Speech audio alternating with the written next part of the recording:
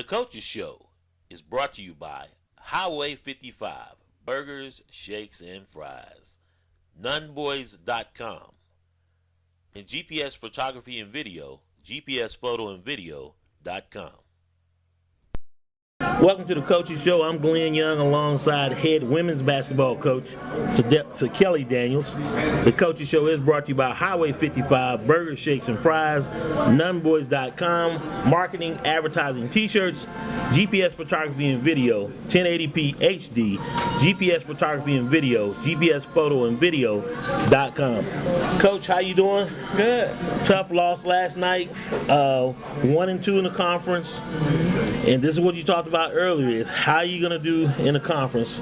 Top three play or top three teams go to the playoffs, of course. What do you feel about the team so far as they continue conference play? We're still trying to find our identity. Mm-hmm. That was obvious in the game last night, that we're not playing at the consistency that we should be. Mm-hmm. But all the mistakes that we made are things that could be fixed. Now, by comparison, foul shooting for the girls isn't as bad as the boys. I think you guys are probably a little bit better. For the most right now, we're shooting at about 50%. So definitely better. Which they did well in the Lumberton game, and then of course they went down last night. Injuries. How is Mo? Dinged up a little bit in the Lumberton game, but was able to obviously continue and play. But overall, how's the health of your team? Everyone's pretty healthy right now. All of the injuries that we sustained recently were just little nicks. Right. Misstep and ankle bothered or cramps and things like that, but no serious injuries to note. Now, you guys didn't play in the holiday tournament in Red Springs, correct? On Monday. Correct. No, we didn't. You think that was a plus for you guys going into last night? Because it looked like it hurt the boys. I don't think it really affected us. Mm-hmm. If anything, I would say that maybe having the 2 days out of school and just going and playing a game at normal time probably hurt us a little bit because most of the time the girls are used to being in school all day. Right. We relax, eat pregame meal, then we go to our game if it's away, or we get together and have a team function before games if they're at home. But when you have a day out of school where players come, but you don't really know what they're doing all day, if they're sleeping, if they're running around, or what they're doing. So I think it's hard for players to come at game time and be focused when you have so many things during the day that you don't normally have going into a game. Now, looking back at Lumberton, and of course last night, when you compare the two teams, Lumberton has definitely seemed to be a little bit of head and shoulders above everybody else. As advertised, they move well without the ball, and you got to wonder how this is going to go as we continue down through conference play. But now, halfway through, 3 more teams to go, with Purnell Sweat being moved up tomorrow night due to weather. Where do you see your team being? I'm actually kind of happy because the loss on last night left a bit of a bitter taste in my mouth. Mm-hmm. I'm not sure about my girls, but I tried to nail home the point that tomorrow is definitely a big game, mm-hmm. and we have to take it serious. Although Purnell Sweat hasn't won any conference games yet, that's even more of a reason for them to come out and fight against us.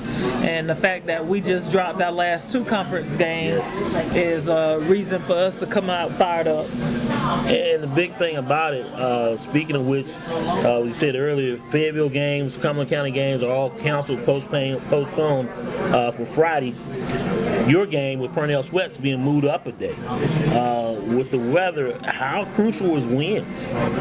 Oh, it's very, very crucial because there's not a lot of time. We're going to a period now where we'll play 2 games a week, mm-hmm. basically to finish out conference, and we only have roughly about 3 weeks, 4 weeks to conference 12 February, season's over. And they're not going to make those games up due to weather, and that's going to determine the playoff seeding, especially if everybody's played each other at least once. Right. That'll determine it. Now, with the game being moved up a day due to weather, is this a house practice tonight?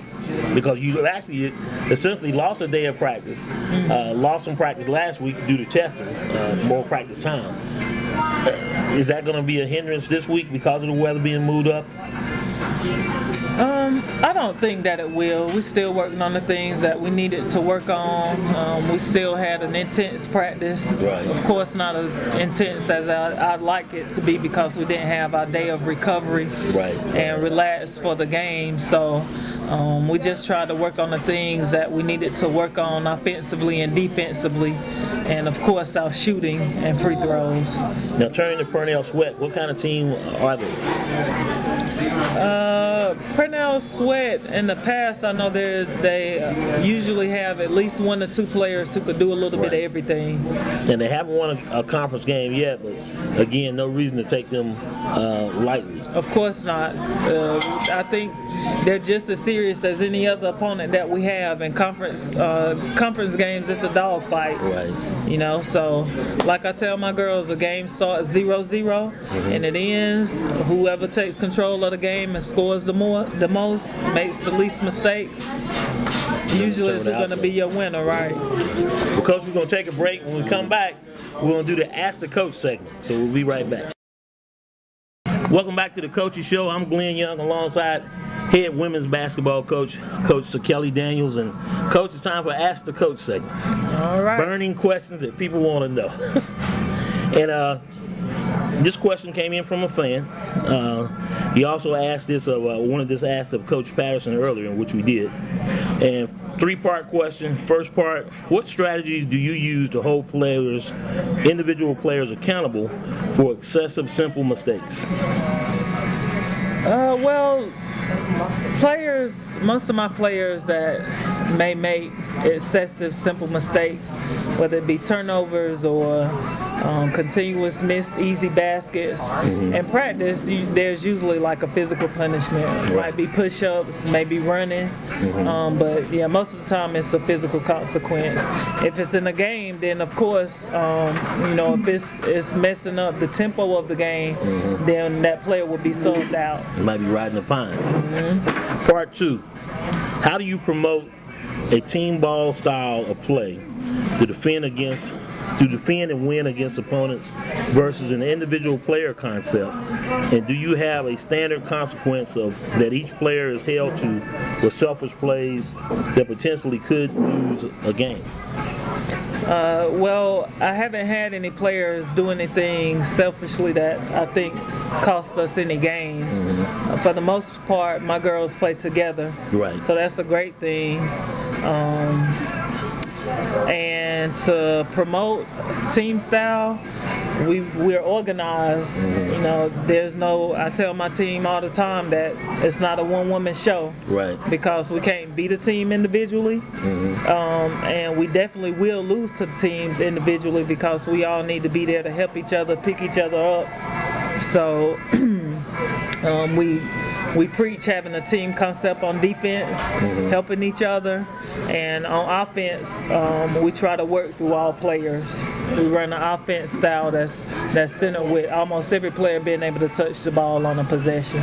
And at some point, with everything you drilled into your players, they take on the persona of their coach.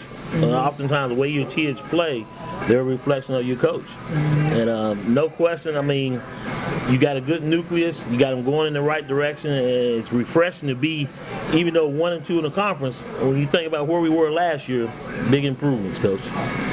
Last part, let's see here.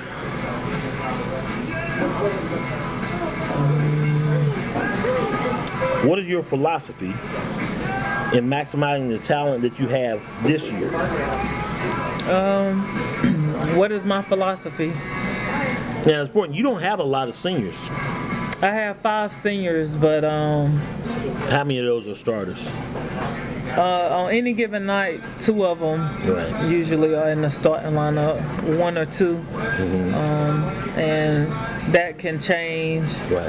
We have a very flexible starting 5. Gotcha. So I would say the philosophy is doing the best we can with what we have. You know, we don't try to pull out of the players what they don't have, and we just don't stretch ourselves too thin. You know, we work with what we have. And it's important to note that, you know, 5 are seniors, 2 get regular playing time. But Mo, she's a sophomore. Yes. And a lot of the other players they're younger players, but you got a good nucleus going into next year. What are the strategies? And you don't want to look ahead, especially now that we're only coming up on 75% of the season done. But if you were to look ahead, where do you see yourself next year as a team? Because it looks like you're in good shape. And that's going back and looking at you as well as your JV team as well, which is going to feed into your varsity team. Next year, I think that we'll be a lot more organized, even though I think this year we are playing a style that's composed more than I thought it would be, with them buying into what I was trying to bring offensively and defensively. Right. And they're still learning who the head women's basketball coach is, and like, okay, well, yeah, you know, as long as you're gonna be around a while, and so I mean, hey, it's time for them to get on with the get on. It's like, hey, this is the standard, and that's what it's gonna be. Absolutely. And I'm certainly hope nobody comes to try to hire you away, because you definitely got them going in the right direction, Coach. Thank you, Coach. That's gonna do it for this week. I'm gonna let you get home so you can get some rest, so you can get out here playing a day earlier. That's sort of tough taking away because you got less practice, but we're going to wish you well and go get them. Thank you. Thanks for talking to me, Coach. That's going to do it for this week of the Coaches Show. We'll see you next week as the coaches go out and take on Purnell Sweat tomorrow, and then Pinecrest next week, and we'll just have to see how the weather plays out. Till then, we'll see you.